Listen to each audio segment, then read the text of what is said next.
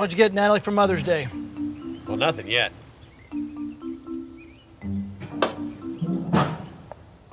You know it's tomorrow, right? Yeah. Oh, we have this thing. I take Hayden to the drugstore. He picks out something he thinks his mom would like. So cute.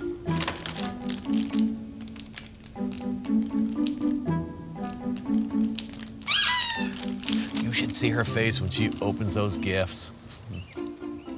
So last year, I got batteries and this. What is that?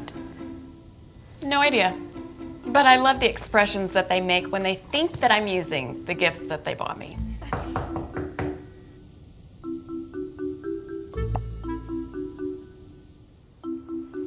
She loves that thing. And you know the best part? Drugstores open 24 hours a day. Hey, buddy, wake up. We gotta go shopping. You forgot Mother's Day again, didn't you? Mine's a little more complicated.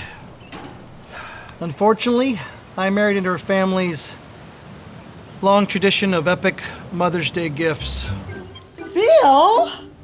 A new car? And now Mother's Day just makes me sweat. A diamond tennis bracelet? She doesn't even play tennis. France? France? Man, you really overthink this Mother's Day thing. I had a really great idea for Mother's Day this year. Daniel was gonna make this great card, then the glue spilled, and the glitter spilled, and it spilled all over the dog, and that dog will never be the same. And as much as I try to explain to Dave that my father's just making up for years of being absent, but he still completely stresses over Mother's Day. And then I just panicked. I ended up buying her an eat weeder, a feed weeder. Weed eater? She likes to garden.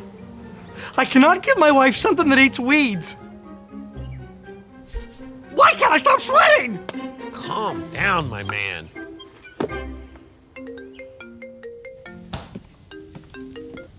Hello? Just think of a gift that reflects who She is as a mother. That's a problem. There is not a gift out there that would even come close to show her what an amazing mom she is. What kind of gift says, No!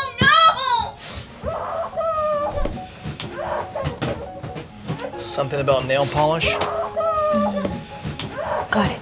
Got it? I got it! You just shot me. Oh. Mom, have you seen my... Got it. Howard? Thanks! Hey, buddy. Could you tell me more about God? You got it. Thanks for waiting. They let me go today. But it's okay. Right. God's got this. Yeah. God has blessed me and the kids with this wonderful woman. How do you wrap that up and put a bow on it? She is the gift.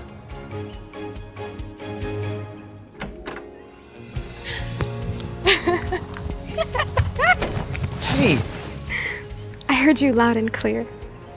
You love and appreciate me. That's all I need. No bow required. what are you talking about? You pocket called me. Sweaty. Oh, I know.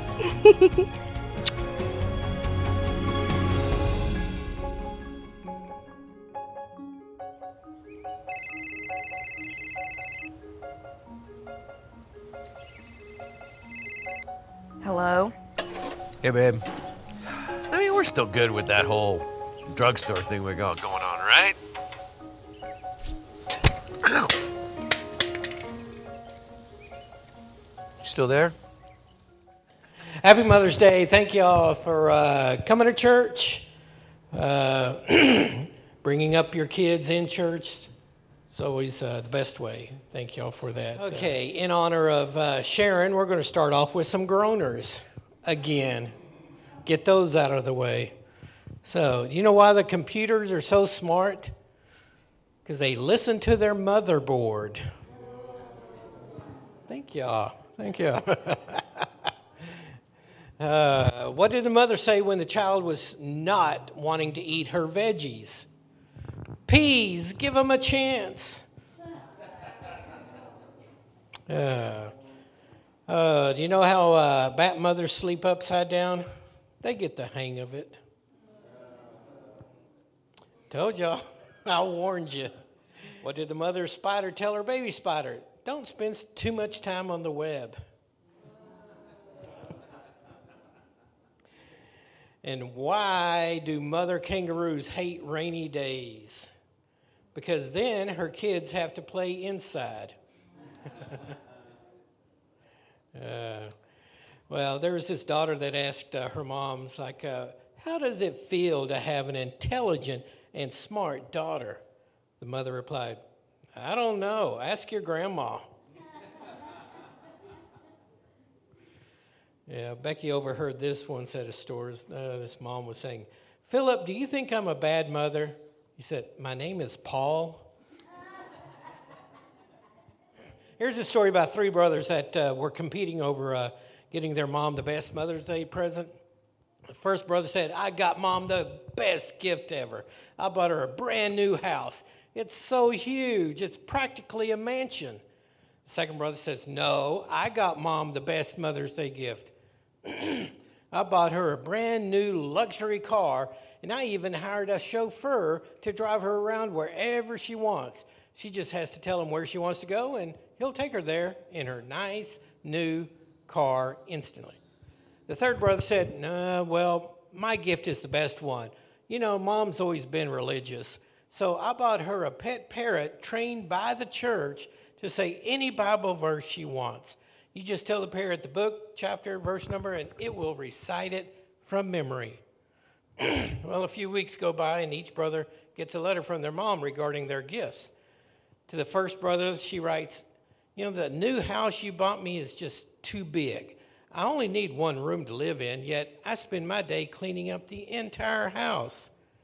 The second brother, she wrote, I'm too old to go too many places, so the car and the chauffeur, they just sit in the garage doing nothing all day.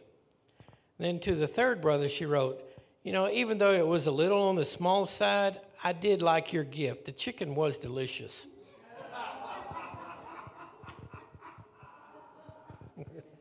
So anyway, I'm going to leave you with this one little note. If at first you don't succeed, try doing it the way your mom told you to in the beginning. The joy of the Lord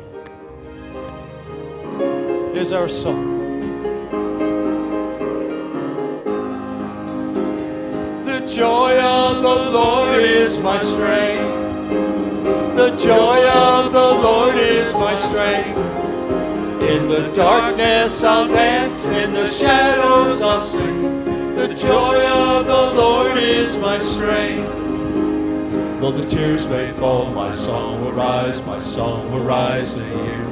Though my heart may fail, my song will rise to you.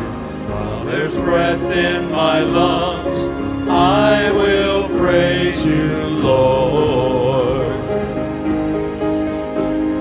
In the dead of night, I'll lift my eyes to you.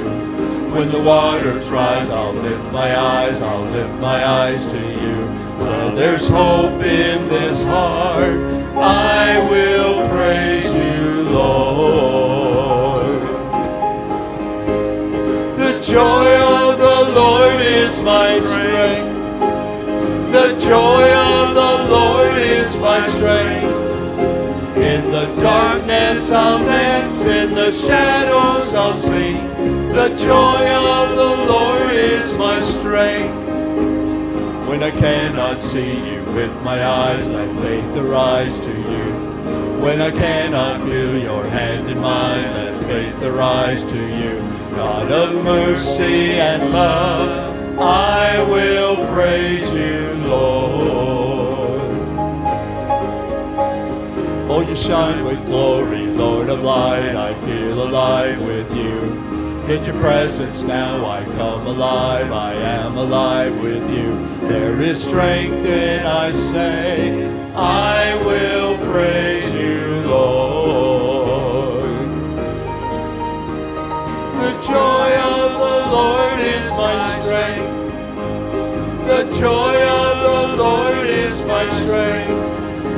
In the darkness I'll rise, in the shadows I'll sing. The joy of the Lord is my strength. The joy of the Lord is my strength. The joy of the Lord is my strength. In the darkness I'll dance, in the shadows I'll sing. The joy of the Lord is my strength.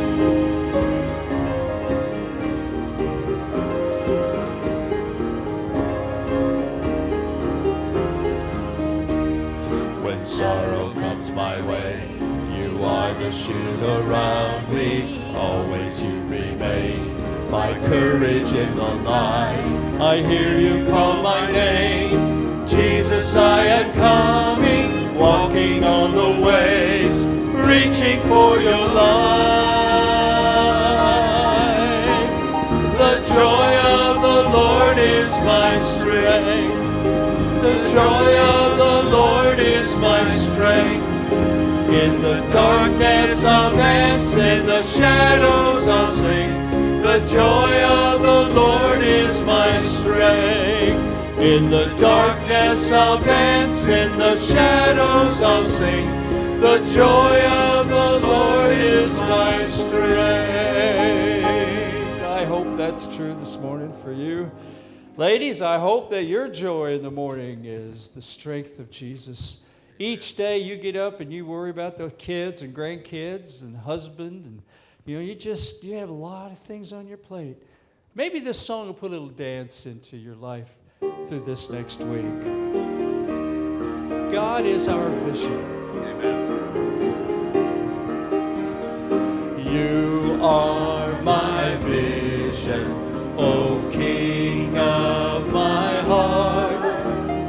Nothing else satisfies, only you, Lord. You are my best, by day or by night.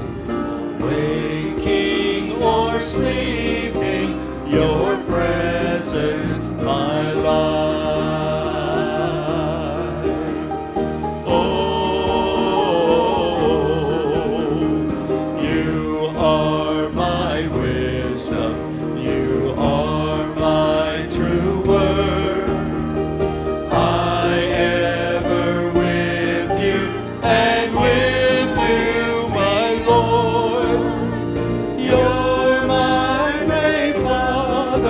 And I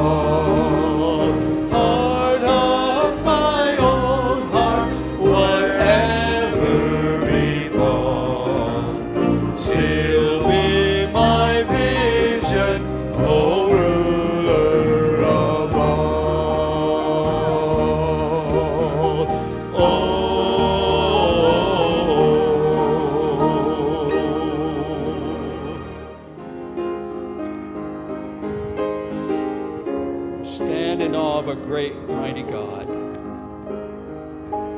You are beautiful beyond description,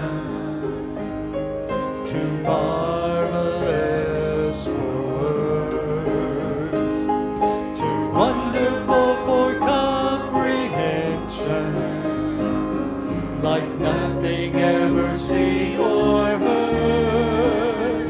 Who can grasp your infinite wisdom? Who can fathom the depths of your love? You are beautiful beyond description, majesty enthroned above. And I stand in awe of you. I stand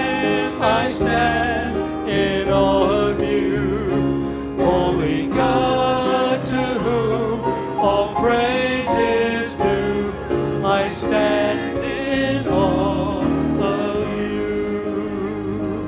You are beautiful beyond description, yet God crushed you for my sin. In agony and deep affliction, cut off that I might enter in. Who can grasp the tender compassion? Who can fathom love's mercy so free? You are beautiful beyond description, Lamb of God who died for me. And I stand in awe of you. I stand in awe of you. Holy God, to whom all praise is due, I stand in awe of you. And I stand in awe of you. I stand in awe of you. Holy God, to whom all praise is due, I stand in awe of you. I stand in awe of you. I stand in awe of you.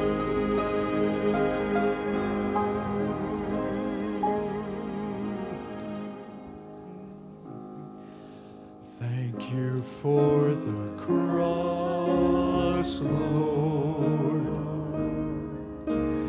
Thank you for the price you paid, bearing all my sin and shame. In love you came and gave amazing grace. Thank you for this love, Lord. Thank you for the nail-pierced hands. Wash me in your cleansing flow. Now all I know, your forgiveness and embrace. Worthy is the Lamb seated on the throne. Crown you now with many crowns. You reign victorious, high and lifted up. Jesus, Son of God, the darling of heaven, crucified. Worthy is the Lamb.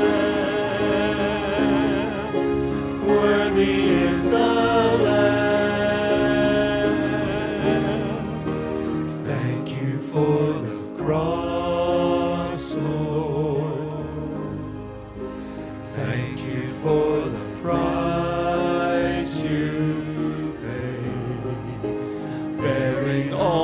sin and shame.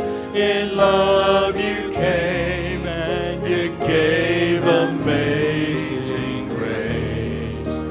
Thank you for this love, Lord. Thank you for the nail-pierced hand. Wash me in your cleansing flow. Now all I know, your forgiveness and embrace. Worthy is the Lamb seated on the throne. We'll crown you now with many crowns. You reign victorious, high and lifted up. Jesus, Son of God. Son of God. The darling of heaven, crucified. Worthy is the Lamb. Worthy is the Lamb. Worthy is the Lamb. Worthy is the Lamb.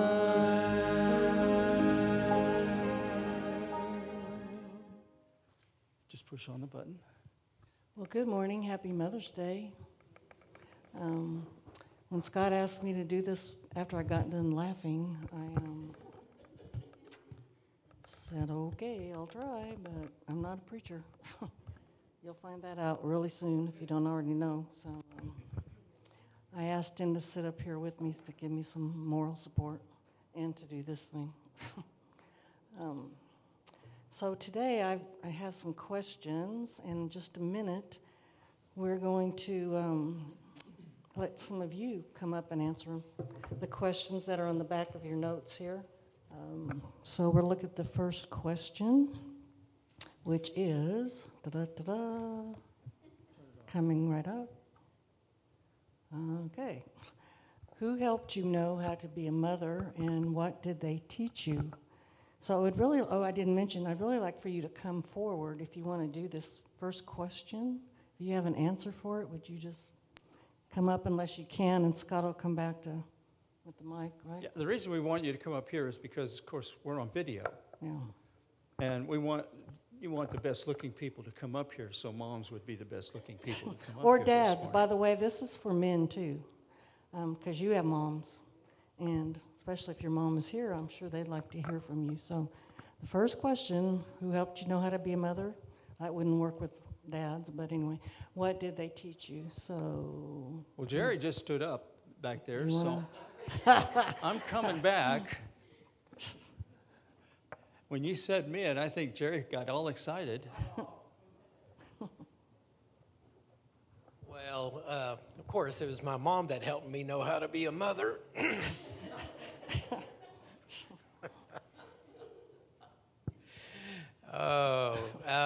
But no, honestly, she raised me in church, and I mean, it's just, I couldn't be more thankful and grateful for what she's done for me, and her and my dad. I mean, they've well, y'all can be the judge. I mean, I think they raised me good, but but yeah, I mean, just always praying for us, and just being forgiving and loving. I mean, it's just it's just been wonderful, and I thank her for that. My mom showed me how to be a good mother in many ways. Some of the things that she did, I didn't model as a mother because I thought, I think I'm going to do it a little different. But other ways, my grandma and my granny showed me about being a mother. And I also looked at some of the women in my church. Again, when when they made some mistakes. I made note of that and tried not to do that with my children. So they taught me to be 24/7. I mean, you don't let up. You try and be consistent. You love in every way possible. Sometimes with discipline, sometimes with hugs, sometimes teaching them how to make cookies, having cookie-thons, just teaching them how to be good human beings. That's what my mom and my grandparents taught me. My answer to that question is that my mom, Faye Jordan, and my grandma, Nell Eisenhower, showed me how to be a mom. They were very influential in my life and taught me most of all how to be a Christian. They always made sure I was in church. My mom worked on Sundays and nights, and so my grandma always made sure we were there. She had to drive quite a ways to her church, but we were there on Wednesdays, Sunday nights, just whenever the doors were open. And we had wonderful workers at that church, especially in children's church, and that's where I got saved at the age of 8, and so I owe them all of that. My mom, both of them were very gentle and kind. They would never raise their voices. They were very compassionate. My mom was a single mom, and I have such admiration for anyone that does that, because single parents have a very hard job, and she had to, luckily she knew how to be a typesetter for a newspaper. She had to start that when my dad decided he wanted to get divorced and marry a secretary. So she got a job in our small town in Kansas at the paper, and she got an awesome $40 a week. She had to pay the babysitter because she had just had a baby, my brother. Half of that, $20 a week to pay the babysitter. So that wasn't going well. So we moved to Denver where my grandparents were, and my grandma started babysitting us, and my mom had to work nights, as I said, and she would come home late at night. Sometimes if it was a weekend, I'd be there at the kitchen table and we'd have a little talks, and I'd hear what was on her heart, and she'd hear what was on my heart. And she was so selfless that she didn't have a bed. She didn't have a bedroom. She slept on the couch, and all of her things were downstairs in the basement. So, because we had 3 bedrooms at the time. So she just always did everything she could do to be involved in our lives. She was PTA, room mom, just anything she could do to be involved in our lives, even though she had no sleep probably during the day when she was doing that. She and Grandma were both Sunday school teachers for many years for children. I mean, like years. I even had my grandma as my teacher, and that was very influential too. They really were good church people, board members, the whole 9 yards. I started babysitting my brother and sisters when I was 12 because my grandma had some health issues, and that was interesting, but it was an interesting time, but I just learned to appreciate them even more after doing that. Can we go to number 2, please? This is a good one. What characteristics do you think a Christian mom should have? Give an example of your mom displaying one of these characteristics. My mom was raised very poor, and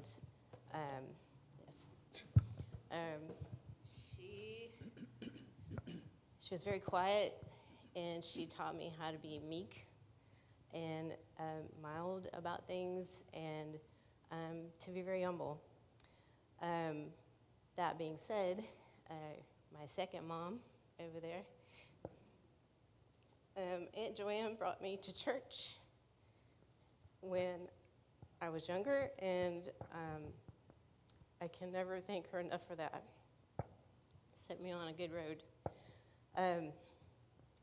Perseverance, and her and Danya both.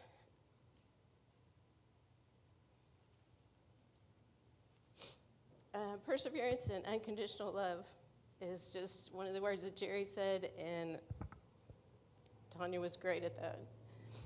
Ms. Hartman is no longer with us, but she was a retired missionary, and when she came to the church, she just influenced me like I've never been influenced in my life.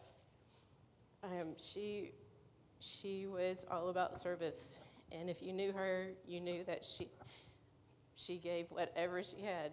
She would give you the shirt off her back. She just was an amazing, amazing example. And I think of all the people, I'm sure I'm going to miss some, but I think of people like Judy. Judy taught me how to carry myself and be modest. There's just several moms over the years in this church and friends, that have come together. But I'm sorry, I didn't mean to take up so much time, but when you said characteristics, I just think of all the people that have influenced me over my years just in this church, not even counting outside. So I'm so thankful and blessed to have known all these people. Scripture for you that you might have heard in the past. It's called in Proverbs 31. Has anybody ever heard of Proverbs 31? I noticed when I was reading and studying that there's actually a section at the beginning. That's why it starts at verse 10. That part is for men. We'll talk about that in a little while. But it's actually written by a king's mom telling him how he should grow up and behave and all that. I thought that was kind of interesting. We don't know who it was exactly. It's called King Lemuel, but some people think it was Solomon. So it's a very lofty example. When we read it, you're going to go, wow, how can we ever do that? But I just think it's interesting to read. I'll try to read as quick as I can. It's rather lengthy. And it is from the Message, by the way, if you've not heard of that version. I like it. I tried to do what Scott told us to do, to say in the scripture, what does it say to you and what do you think it says? I tried that, and then I read the Message, and I thought, now that says it better anyway. So it's a little different, but if Jerry, there, she's already got it up there. Good job, Jerry. A good woman is hard to find and worth far more than diamonds. Her husband trusts her without reserve and never has reason to regret it. Never spiteful, she treats him generously all her life long. She shops around for the best yarns and cottons and enjoys knitting and sewing. Well, that's not me for sure, but she's like a trading ship that sails to faraway places and brings back exotic surprises. She's up before dawn, that's not me either, preparing breakfast for her family and organizing her day. She looks over a field and buys it, then, with money she puts aside, she plants a garden. First thing in the morning, she dresses for work, rolls up her sleeves, eager to get started. She senses the worth of her work, is in no hurry to call it quits for the day. She's skilled in the crafts of home and hearth, diligent in homemaking. She's quick to assist anyone in need, reaches out to help the poor. She doesn't worry about her family when it snows. Their winter clothes are all mended and ready to wear.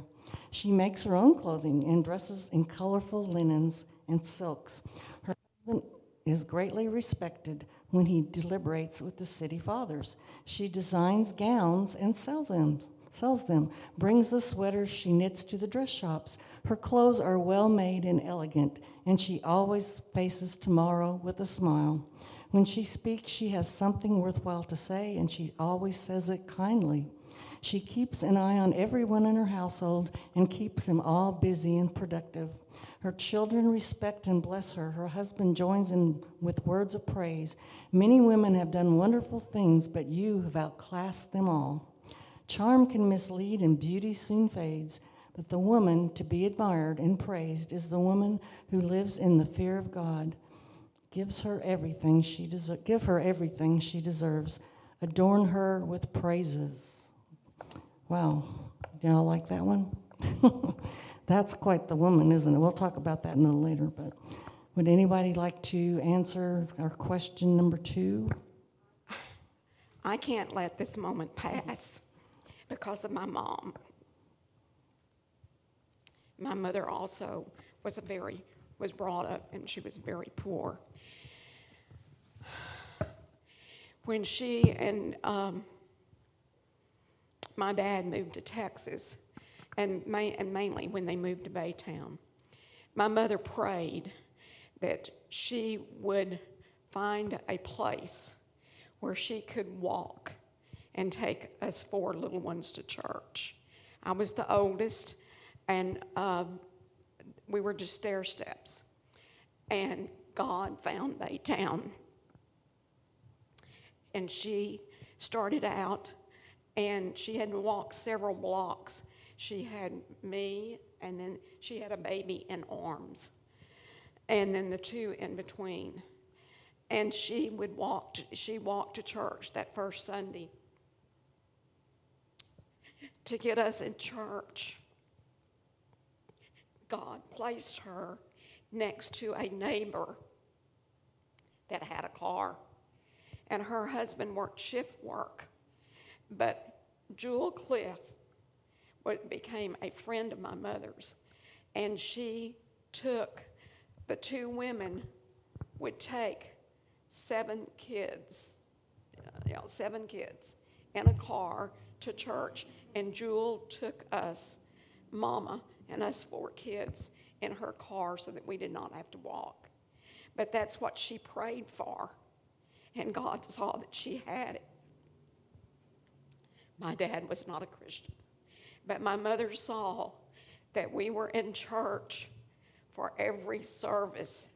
That meant Sunday morning, Sunday night, and Wednesday night. And we participated in everything.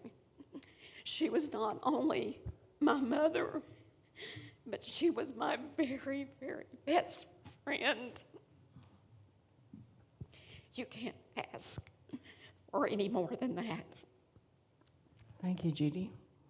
All right, question 3 is, how did your mother handle discipline? And how do you or did you handle discipline? This could be an interesting one. Oh, Vicky's smiling over there. No one wants to talk about discipline? Okay. I'll make it short. Come on up. Yeah, come on up. Yeah, my mother didn't spare the rod. Yeah, she was pretty strict. My dad, he never did discipline me, but I think he whooped me one time. But my mom, she kept me in line, and I appreciate it because my brother didn't get the same treatment, and me and him are totally opposite. He didn't get the discipline from her that if she wasn't around, my folks had divorced. And my dad let him do what he wanted to. And anyway, he's straightened out now, but I thank my mother for all the discipline she gave me. And I handled it by going out and cutting a rose bush switch and cutting the thorns off of it so that she could swap me with it. And that's how I handled it. Anyway, I thank her for that discipline, and she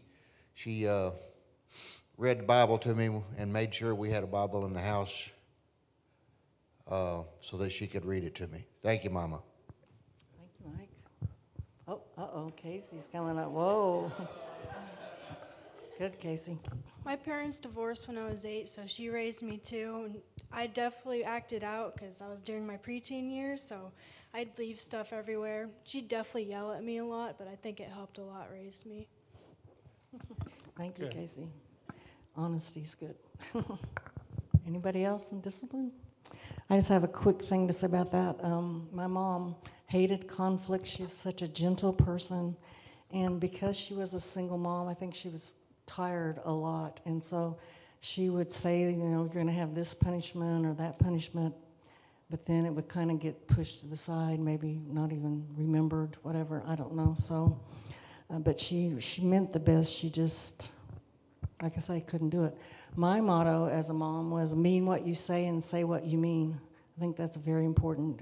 If you say it, then you need to follow through. Consistency is very important in discipline. And things start going crazy if you don't follow through. So that's... Yeah, that's what his mom did that. Yeah, she really did. My mom couldn't say that. Okay, so question 4 is, what was the most difficult time for your mom or for you as a mom? This might be a little harder to talk about. Oh, Christy's. Okay. Oh, okay, good. Thank you. She told me this week, in fact, and it took about 30 minutes. Okay, speed it up. Okay, before I was born, my mama was in the Army. And while she was in the Army, she never had a desire to go overseas. Well, she was constantly wanting me in the Air Force, and I did go in the Air Force. And I ended up volunteering to go anywhere in the world for any length of time. I wanted out of Arkansas, so anybody from Arkansas, sorry. But I got orders to Turkey. I called my mom, and when I told her I had orders from Turkey, she hung up on me. And so I didn't call home for a couple of weeks. Dad's like, okay, how come you quit calling? Mom's mad. And he's like, she's not mad anymore, you can start calling. So that was around me being in the service for 2 years. Well, 4 years later, I'm up in Alaska, and I volunteered to go to Saudi Arabia. And I called her and I said, hey, I'm going to Saudi Arabia. Her response was, you asked for it.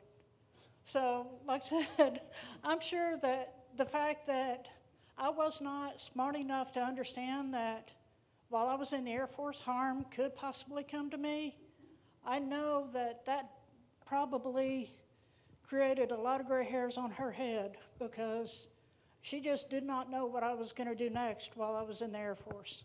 I'm sure the sharing the son passing away, but I can tell you, all you moms would agree that when you see your child sick, that's a very, very difficult time when you see them hurting and things that moms want to fix everything and we can't.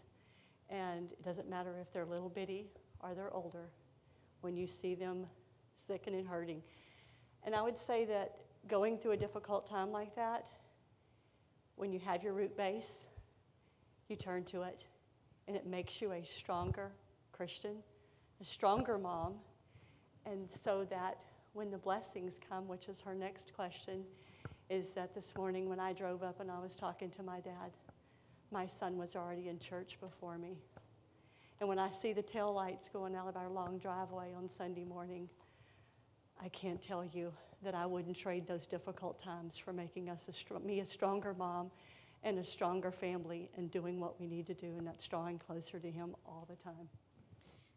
I think one of the most difficult times for my mom was in my 20s. I was a bit of a rebellious, and I ended up being arrested for a misunderstanding. And seeing me behind bars was very difficult for my mom. And I appreciate the time she spent to help me through that. And I appreciate everything she does for me. Well, for my mom, she had a difficult life. She had 5 kids. I was the middle one. And my dad was an alcoholic, so her life was not very good, but she taught me, one thing she taught me is to love people. And she gave me a tender heart, which I thank her so much for. And I love her so much even today. And then I think of moms, I think about Connie, taking care of all of us, CJ, Shane, me.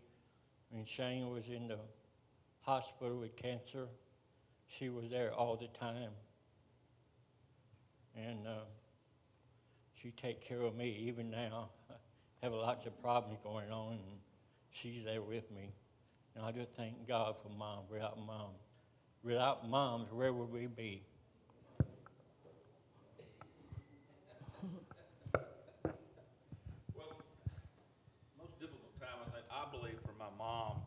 Was her and Linda were, it was more, Linda was her daughter than anything else. Not a daughter-in-law, but they were mother and daughter.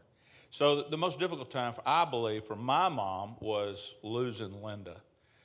It really hurt her. when we were going to the doctor, Mom was always there, you know, so I think that was it for my mom. Mike, did you want to say something? Yeah, my mom had lung cancer, and you know she suffered through it for a couple of years. But her most difficult time was during that time, and all she could really worry about was Casey. And I mean, I spent a lot of time with her talking about everything she was worried about, and the most difficult thing on her mind was that she wasn't going to be around for her granddaughter. And she said, you know, I love you. And she goes, I raised you and I'm proud of you. I'm not worried about you when I go. She said, I'm worried about Casey. And she said, there's a love that's different. She said, I can't explain it. She goes, you know, I know she's a girl, but she said, there's a different kind of love for your grandchild than your child. And she said, I love her more than you or John. She goes, I can't explain it. And she said, maybe it's because she's a girl, but she said, I want to be around for her. And I told her, don't worry about it. That